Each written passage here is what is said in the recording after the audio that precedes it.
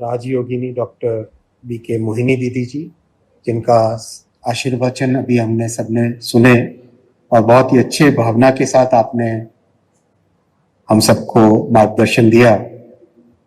पूज्य राजयोगिनी doctor BK Mohini दीदी जी, हम सबके सम्माननीय श्री इंद्रेश कुमार जी, जिन्होंने अपना पूरा जीवन समाज की सेवा में लगाया है, व्यक्ति से राष्ट्र के निर्माण में लगाया है। हम सबके यहाँ पर उपस्थित श्री हरपाल सिंह चीमा जी, हम सबके सम्माननीय वित्त मंत्री पंजाब सरकार के, उपस्थित ब्रह्म कुमारी परिवार के सभी सदस्यजनों को मेरा सादर नमस्कार। आज मुझे उपस्थित होना था आपके साथ, लेकिन कुछ कारणवश वर्चुअली जुड़ना पड़ रहा है। मन बहुत था माउंट आबू पहुंचूं, आपके पास साथ रहूं, समय बिताऊं, लेकिन कुछ परिस्थितिवश यहाँ पर रहना पड़ रहा है। इसके लिए मैं क्षमा प्रार्थी हूँ। पहले कमिट किया था आपको कि मैं पहुंचूंगा, लेकिन नहीं पहुंच पाया। मैं अभी हाल ही में जो परमात्मा के साथ लीन हुए राजयोगी बृजमोहन भाई जी को भी उनके आत्मा की शांति के लिए परमात्मा में लीन होने के इस स्वाभाविक नेचुरल प्रोसेस में उनके प्रति भी मेरी श्रद्धांजलि अर्पित करता हूँ। साथियों, हम सब बहुत बड़े बदलाव के दौर से गुजर रहे हैं। जैसा अभी पूज्य मोहिनी दीदी जी ने बताया, विश्व आज एक ऐसी परिस्थिति से निकल रहा है जो कि पहले कभी ऐसी परिस्थिति नहीं रही। कई अलग अलग नई भावनाएं आ रही हैं, नई नई बातें आ रही हैं, नए थॉट प्रोसेसेस आ रहे हैं। विश्व में एक बड़ा बदलाव जो परहित और दूसरों के साथ मिलकर चलने की भावना थी, वो भावना टूट चुकी है। सभी अपने अपने स्वार्थ से आगे बढ़ रहे हैं। ऐसे में ऐसी जियोपॉलिटिकल सिनेरियो में जो कई वर्षों तक सोचते नहीं थे कि युद्ध अब युद्ध नहीं हो सकता, आने वाले समय में वहां पे युद्ध हो रहे हैं, तो ऐसी जियोपॉलिटिकल सिनेरियो में भारत एक बड़ा विश्वास का स्तंभ बन के निकल रहा है। जो आज के समिट का थीम है, यूनिटी एंड ट्रस्ट, वो ट्रस्ट भारत के एक, आज अगर विश्व में किसी से भी पूछें तो भारत को एक बहुत बड़े विश्वास के साथ, ट्रस्ट के साथ देखा जाता है। और इसका कारण है, जिस तरह से इस वैश्विक व्यवस्था में, विश्व की इस व्यवस्था में भारत ने अपने आप को एक मैच्योर देश की तरह, कैसी भी परिस्थिति आओ तो सबके प्रति सेवा के भाव के साथ काम करना, स्वार्थ को पीछे रखकर सभी के विश्वास को साथ लेकर, सभी के जो भी, चाहे आपने सबने देखा जब कोविड आया तो हमारे पास जो वैक्सीन थी, वो वैक्सीन दुनिया के सभी देशों तक पहुंचाई।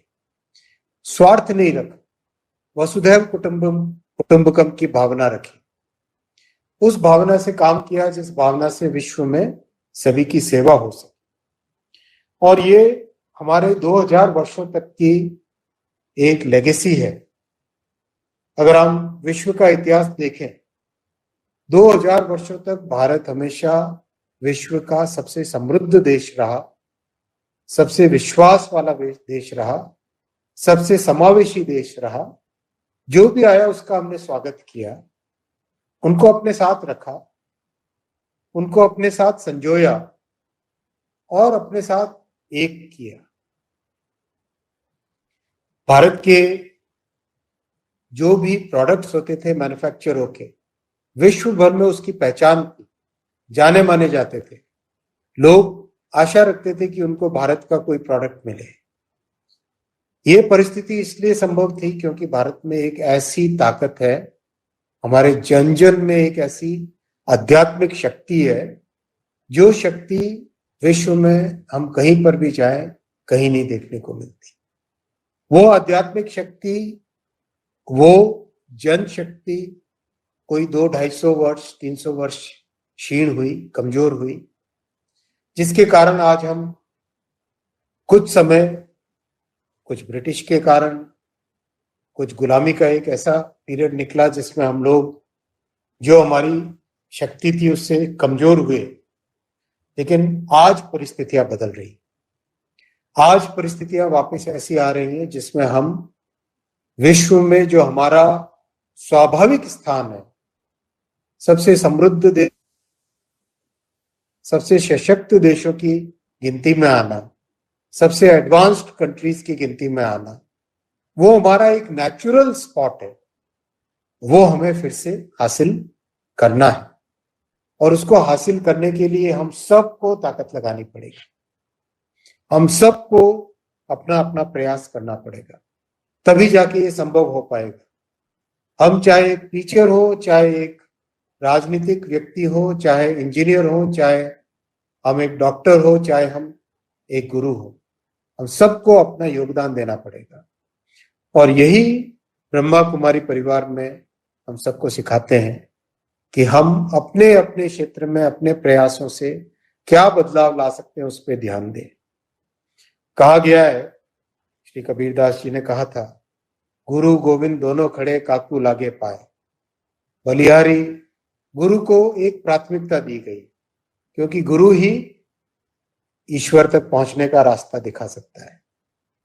उसी भावना के साथ ब्रह्म कुमारी परिवार में जो एक आध्यात्मिक यज्ञ चलाया है, जिस भावना के साथ देश भर में एक एक जिले में, एक एक गांव में, एक एक कस्बे में जाकर लोगों को जोड़ा है, और विशेषकर एक दिन जो हमारी दिनचर्या है उसमें आध्यात्मिकता लाने का एक प्रयास किया है। मैं ब्रह्म कुमारी परिवार को, विशेषकर पूज्य मोहिनी दीदी जी को, सबको मैं नमस्कार करता हूँ, सबको सादर प्रणाम करता हूँ। और आपके जो भी काम आ सकूं, जरूर हमेशा एक छोटे भाई की तरह आप मुझे स्वीकार करें, और कभी भी किसी भी प्रकार का सहयोग मैं कर सकूं तो जरूर मुझे बताएं। आज के इस बहुत ही अच्छे सम्मेलन में आप सबको मेरा बहुत नमस्कार। आप सबके जीवन में शांति रहे, सभी प्रॉस्परस हो, सभी समृद्ध हो, सभी आगे बढ़े, इसी प्रार्थना के साथ मैं आप सबको नमस्कार करता हूं। ओम शांति।